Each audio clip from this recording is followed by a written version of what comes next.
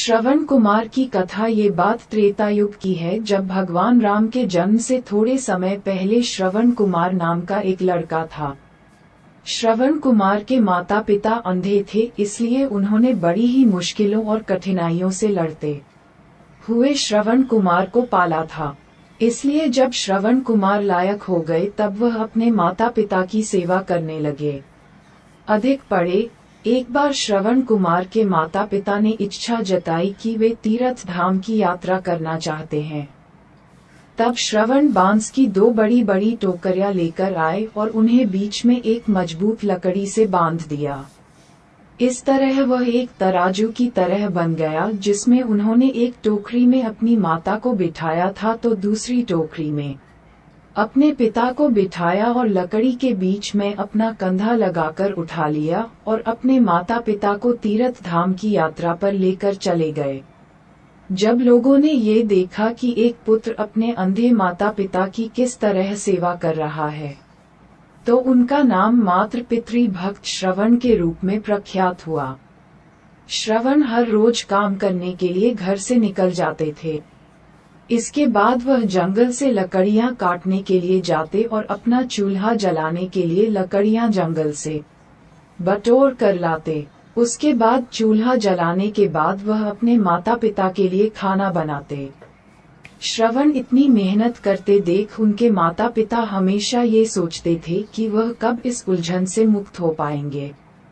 श्रवण की माता घर के काम करने के लिए श्रवण को मना करती, लेकिन फिर भी श्रवण कुमार अपना कर्तव्य मानकर घर और बाहर का हर काम स्वयं करते थे। श्रवण कुमार की मृत्यु कैसे हुई थी? एक रोज श्रवण कुमार खाना बना रहे थे, तब उनके माता पिता ने उनसे कहा कि उन्हें प्यास लगी है। अपने माता पिता की प्यास बुझाने के लिए श्रवण कुमार नजदीकी जलाशय से जल लेने के लिए चल पड़ते हैं। जब श्रवण जलाशय से जल भर रहे थे तब उनके बर्तन से ऐसी आवाज निकल रही थी जैसे कोई जानवर पानी पी रहा हो। ठीक उसी समय अयोध्या नगरी के राजा दशरथ शिकार के लिए जंगल में आए हुए थे। राजा दशरथ के पास शब्दभेदी बाण चलाने की कला थी, जिसमें वह केवल ध्वनि सुनकर अपने बाण को निशाने पर मार सकते थे। श्रवण कुमार पानी भर रहे थे। उनके बर्तन से निकलने वाली ध्वनि जब दशरथ ने सुनी तो उन्होंने सोचा कि वह कोई पशु है जो कि जल पी रहा है। यही सोचकर राजा दशरथ ने उस ध्वनि की तरफ अपना बाण छोड़ दिया। जब वह बाण श्रवण कुमार के शरीर पर लगा तो उन्होंने जोर से चिल्लाया।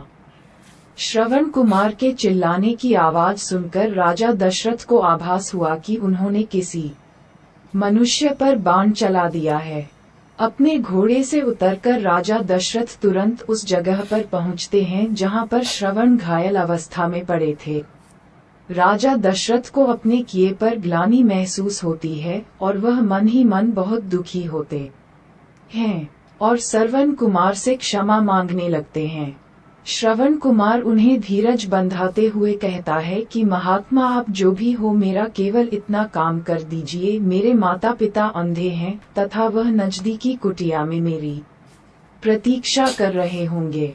आप ये जल ले जाए और उनको पिला दीजिए। ये कहकर श्रवण अपने प्राण त्याग देते हैं। अधिक पढ़े। दशरथ को मिला था पुत्र वियोग का श्राप। अपना मुख शर्म से नीचा करके राजा दशरथ श्रवण कुमार से वह जल का पात्र लेकर उसके माता पिता के पास पहुंचते हैं।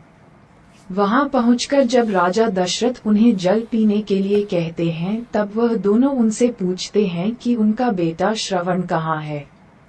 तब मन में दुखी होते हुए गिलानी से भरपूर राजा दशरथ उन्हें सारा वृतांत बताते हैं कि वह उनके अपराधी हैं तथा उनके फूल के कारण उनके पुत्र श्रवण कुमार की मृत्यु हो चुकी है। अपने इकलौते पुत्र